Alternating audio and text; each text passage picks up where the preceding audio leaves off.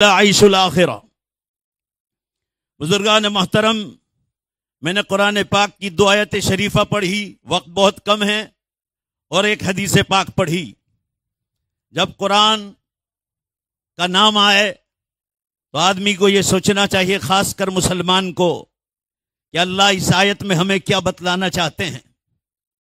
آج دنیا بھر میں مسلمان یہ رونا رو رہا ہے کہ ہمارے اوپر ظلم ہو رہا ہے۔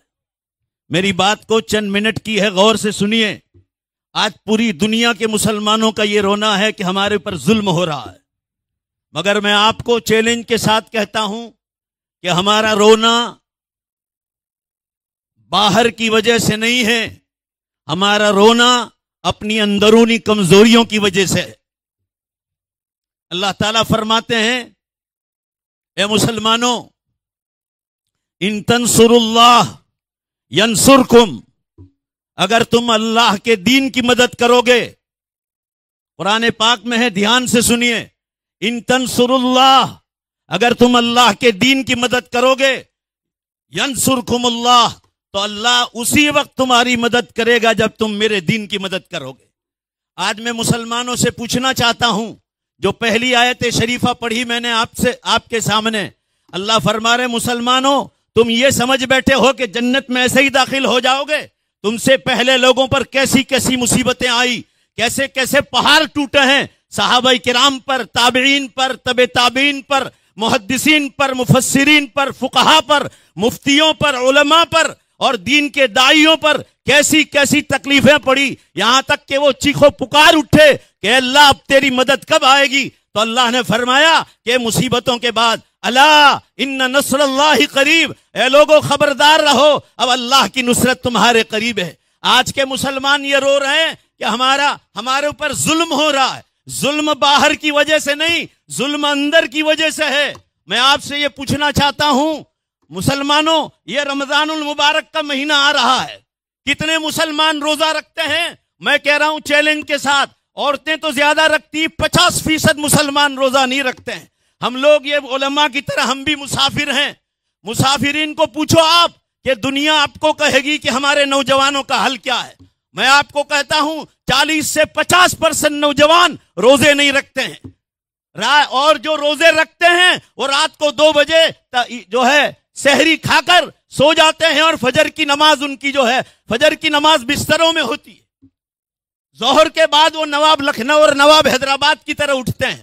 آپ کی تراویح کا یہ حال ہے کہ پہلی تراویح کو قدم رکھنے کی جگہ نہیں، اس کے بعد 10% پھر کم ہو جاتی، 3 دن کے بعد جماعت کھانا خالی ہو جاتا ہے۔ یہ تمہارا رمضان کا یہ حال ہے۔ رمضان، جس مسلمان کے رمضان کا یہ حال ہے، جو سید الشہور کہا گیا ہے، جس کو مہینوں کا سردار کہا گیا ہے، اس میں تمہاری نمازوں کا ٹھکانہ نہیں، تمہارے روزوں کا ٹھکانہ نہیں۔ کتنے نوجوان قرآن کی تلاوت لے کر قرآن پڑھ کرتے ہیں، رمضان المبارک میں پڑھتا ہے، اللہ ماشاءاللہ آپ کو نظر آئیں گے۔ افطار کے وقت دعا مانگنی چاہیے تو انتظار کر رہے ہیں کہ مؤذن کب اذان دے اور ہم جو ہے کھجور کھائیں۔ یہ ہمارا حال ہے۔ افطار کے وقت اللہ کے پاس مزدوری مانگنے کا وقت ہے۔ رسول اللہ صلی اللہ علیہ وسلم نے فرمایا، اس کی پرانی فائلیں ہیں، میرے والد مولانا آدم صاحب رحمۃ اللہ علیہ یہ منگاتے تھے، میں نے اس کی فائل کروائی۔ حضرت نے شیخ الاسلام نمبر میں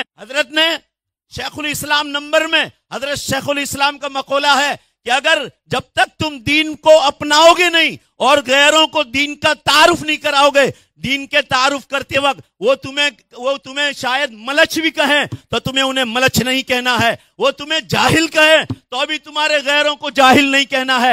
ان غیروں کو تم اسلام سے قریب کرو، ان کے سوالات جو ہیں اسلام کے خلاف ان کا جوابات دو، مگر تمہارا حال یہ ہے رات دن ایجوکیشن کا ڈھنڈورا پیٹتے ہیں، رات دن ایجوکیشن کا ڈھنڈورا پیٹتے ہیں۔ ایجوکیشن سے کوئی منع نہیں کرے گا، ایجوکیشن کوئی انسان، کوئی سائنسدان اپنی ماں کے پیٹ سے لے کر نہیں آیا ہے۔ سائنس، ٹیکنالوجی، یہ جتنی بھی چیزیں ہیں، پورا مجمع بے شک بولو، یہ بھی انسان کو اللہ ہی نے دیا ہے۔ ہم لوگ جب گجراتی اسکول میں پڑھتے تھے تو یہ گجراتی گرامر پڑھاتے تھے، تو اس میں ایک سبق آتا تھا کہ آ کرسی کونے بناوی چھے، تو اس میں جواب آتا تھا کہ رمن کاکائے بناوی چھے۔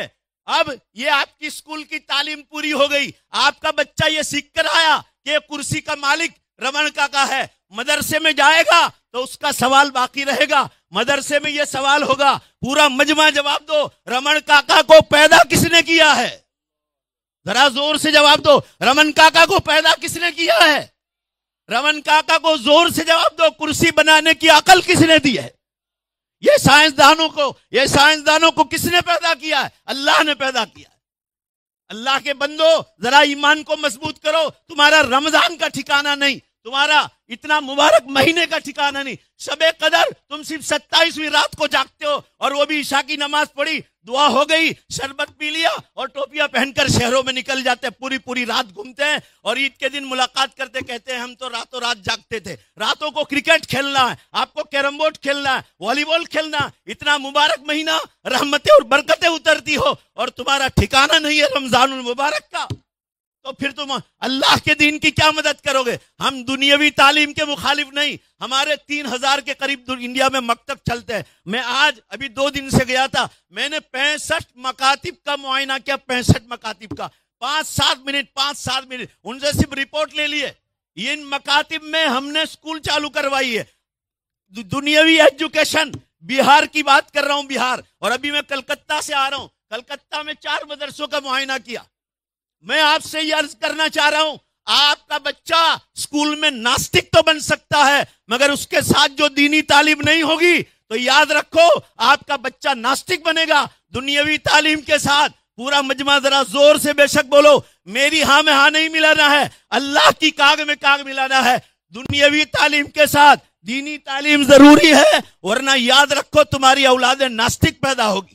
میں صرف یہ عرض کرنا چاہ رہا ہوں آپ حضرات کے سامنے, آج مسلمانوں کو جو چیز کی ضرورت ہے, اللہ قرآن میں تمہارے لیے شرط لگا رہا ہے. غیر مسلموں کے لیے شرط نہیں لگائی, تمہارے لیے شرط لگائی ہے. ان تنصر اللہ, اگر تم اللہ کے دین کی مدد کرو گے تو ہی میں تمہاری مدد کروں گا. ایجوکیشن میں پیچھے اس لیے ہے کہ ہم لوگ اللہ کے دین کی مدد نہیں کرتے. علماء کی مجالس سے دور بھاگتے ہیں, دعوت و تبلیغ کے کام سے دور بھاگتے ہیں, گھروں کی تعلیم سے دور بھاگتے ہیں, مسجدوں کی تعلیم سے دور بھاگتے ہیں, خانقاہوں کے نظام سے دور بھاگتے ہیں. جب تک تمہاری زندگیوں میں دین نہیں آئے گا, یاد رکھو زندگی جینے کا آپ کو مزہ ہی نہیں ملے گا.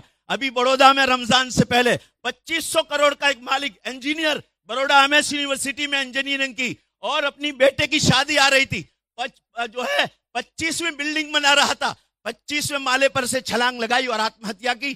مرنے سے پہلے چٹھی لکھ کر گیا کہ میں کاریگر اور کام کے بوجھ کی وجہ سے آتم ہتیا کر رہا ہوں. بمبئی میں ایک انجینئر نے آتم ہتیا کی, ابھی 2-3 مہینے ہوئے. میں آپ سے پوچھنا چاہتا ہوں, سورت میں کورونا کے زمانے میں ایک ڈاکٹر نے آتم ہتیا کی, اس کے ہاتھ نیچے 10 ڈاکٹر کام کرتے تھے. پورا مجمع جواب دو, کبھی آپ نے سنا ہے کسی مسجد کے امام کو خودکشی کرتے؟ ذرا زور سے جواب دو, کبھی کسی مسجد کے امام کو آتم ہتیا کرتے دیکھا ہے؟ بھائی بولو نے دیکھا ہے؟ میں صرف یہ عرض کرنا چاہ رہا ہوں, یاد رکھو جب تک تمہارا دین مضبوط نہیں ہوگا آپ کو اللہ کبھی معاف نہیں کرے گا. روزانہ 200 زلزلے ہو رہے ہیں, یہ علماء کرام سے پوچھو.